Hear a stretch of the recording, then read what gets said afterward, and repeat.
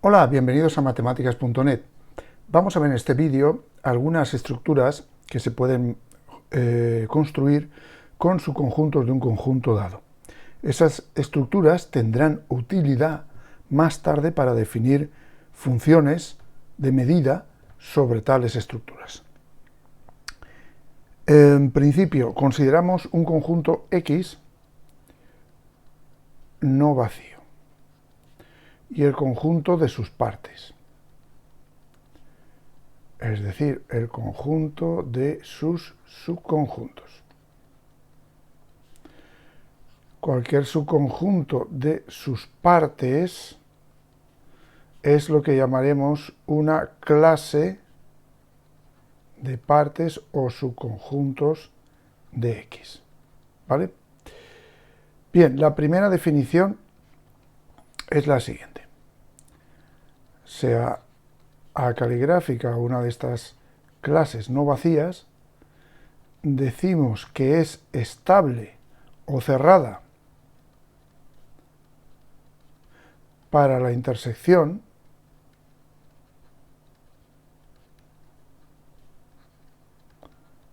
finita, pues sí, solo sí, pues para cualquier par AB de elementos de la clase, la intersección también pertenece a la clase. Ya tenemos una primera definición muy sencilla. Como veis, aquí de lo que se trata es de lo siguiente. Si tenemos un conjunto A y otro B que pertenece a la clase, su intersección también ha de pertenecer a la clase. Obviamente, en el caso de que A y B sean disjuntos, su intersección es el vacío y entonces la clase tendría que contener al vacío. Pero eso no lo especificamos.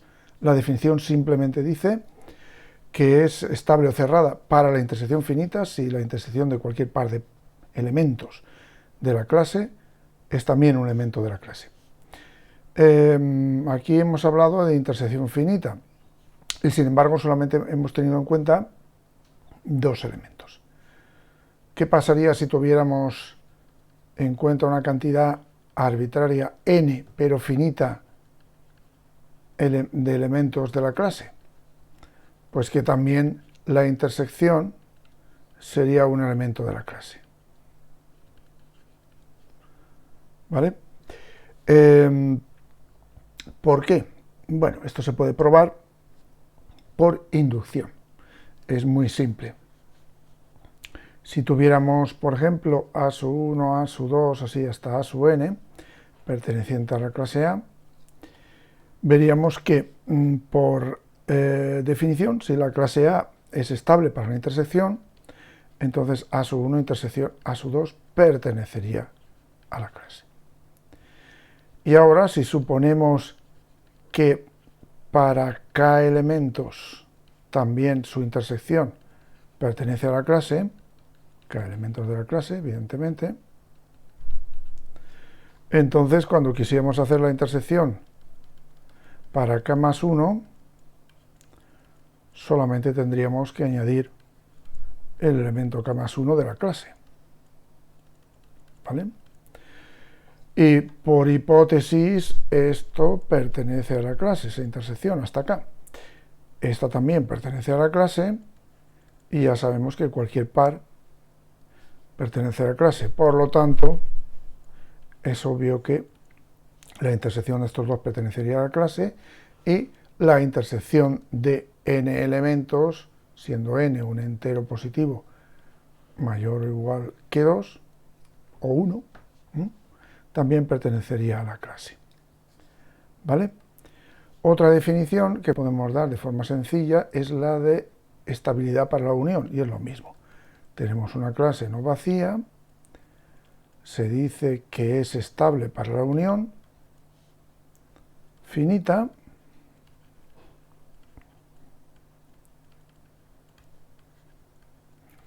si solo sí, para cualquier par de elementos A y B de la clase, la unión también lo es. Aquí va a pasar lo mismo que con la intersección, y si tenemos una cantidad finita de elementos de la clase, que es estable tal clase para la unión finita, entonces la unión de todos ellos también pertenecerá a la clase. Por supuesto, aquí se puede plantear diferentes tipos de uniones. Hemos hablado solamente uniones e intersecciones. Hemos hablado solamente de uniones e intersecciones hasta ahora finitas. ¿Qué pasa con las infinitas? Pues las vamos a separar en dos grandes grupos, numerables y no numerables. Así que una primera definición sería la correspondiente para esta distinción. Tenemos una clase diferente del vacío. Se dice que es estable o cerrada para la intersección numerable,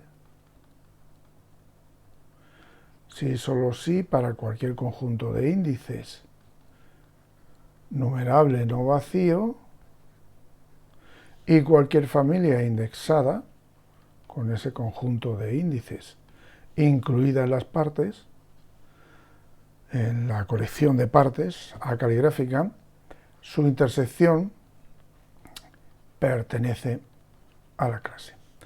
Análogamente, una clase no vacía es estable para la unión numerable.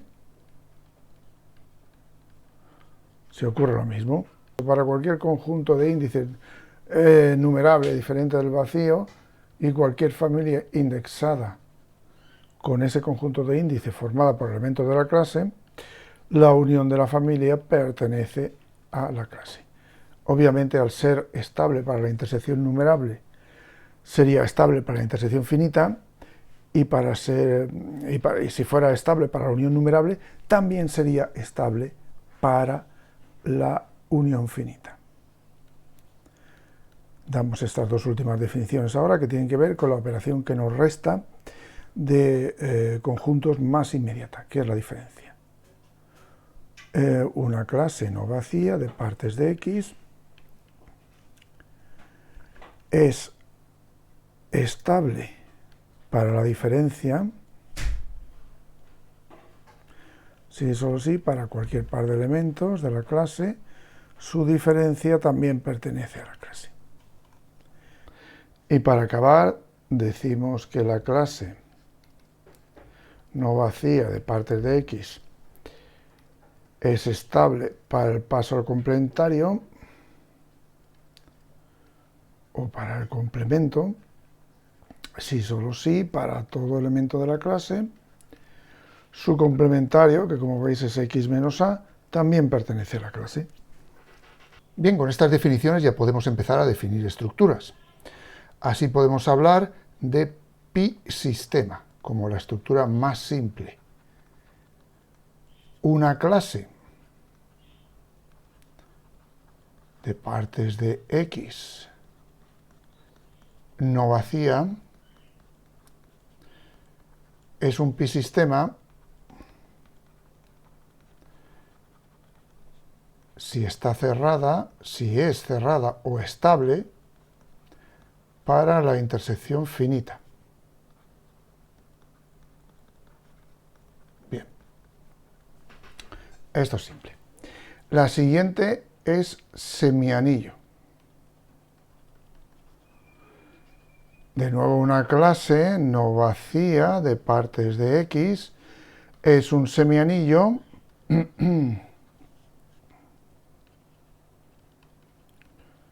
si cumple lo siguiente.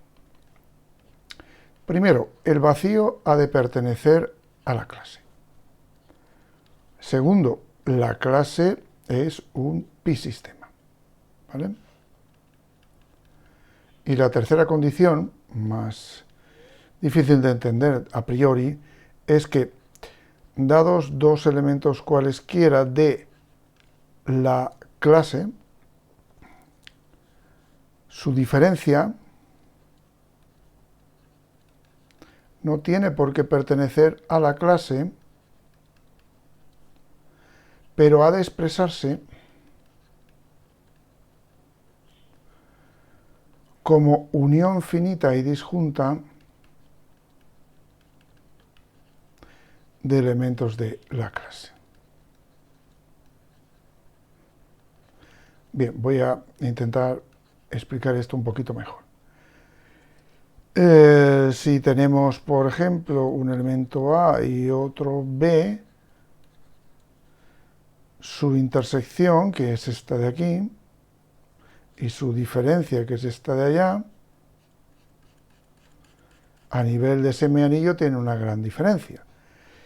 La intersección ha de ser un elemento del semianillo, ¿vale? O sea, tiene que pertenecer a la clase en cuestión. Pero su diferencia no necesariamente. Lo que tiene que pasar es que existan elementos en número finito, por ejemplo, C sub 1, C sub 2, C sub 3, así, hasta C sub n, elementos de la clase, de manera que C sub i intersección C sub j sea el vacío para todo i distinto de j, o sea, que sean disjuntos, como veis aquí lo he expresado, ¿no? Es una especie de partición, y la unión de todos ellos, cosa que escribo así cuando hablo de unión disjunta, sea precisamente la diferencia, ¿vale? Esto es lo único así un poquito más complicado de ver. Así que hasta ahora tenemos pi-sistema y un tipo especial de pi-sistema que es el semianillo. Luego tenemos la estructura de anillo, que se puede definir de muchas maneras, pero una clase de partes de X distinta del vacío es un anillo en el caso de que sea, si es no vacío, o no vacía en este caso, y es estable para la diferencia y la unión finita. ¿Vale? Bueno, hasta ahora con estas tres estructuras me conformo porque voy a ver las diferentes relaciones que hay entre ellas. Bien, para acabar vamos a probar que todo anillo es un semianillo y por tanto un pi-sistema. ¿Cómo lo hacemos? Pues consideremos un anillo R caligráfico sobre un determinado conjunto X. Entonces, por la definición de anillo, existe al menos un elemento de ese anillo y así A menos A es el vacío y por lo tanto debe pertenecer al anillo, puesto que la diferencia de dos elementos cualesquiera, no necesariamente diferentes, del anillo también pertenece al anillo. Tenemos entonces que el vacío pertenece al anillo y cumple la primera condición que le exigíamos a un semianillo. Ahora vamos a ver la segunda, que es que la clase sea estable para la intersección. Pero esto es fácil, puesto que si tenemos A y B pertenecientes al anillo, entonces podemos expresar su intersección simplemente a través de estas diferencias. La diferencia de A con la diferencia de A menos B. Y claro, al ser A y B elementos del anillo, tanto A menos B como A son elementos del anillo. Y la diferencia entre A y A menos B es un elemento del anillo. Por lo tanto, se cumple que es un pi-sistema, ¿vale? En cuanto a la tercera condición de que para todos A y B pertenecientes al anillo la diferencia se puede poner como unión disjunta de elementos, y finita por supuesto, de elementos del anillo, ¿vale? Pues es trivial, puesto que la propia diferencia es un elemento del anillo y la manera de expresar esto es escribiendo la diferencia como ella misma. este es un elemento del anillo, digamos que estaría hecha como una partición única. Bien, quizás esta parte de aquí os resulte la más difícil de entender, pero un pequeño diagrama os lo aclarará de forma inmediata. Si aquí tengo el conjunto A y aquí tengo el conjunto B, hacer A menos B, como veis, es encontrar todos los que están en A y no están en B. Esto que acabo de rayar. Y ahora,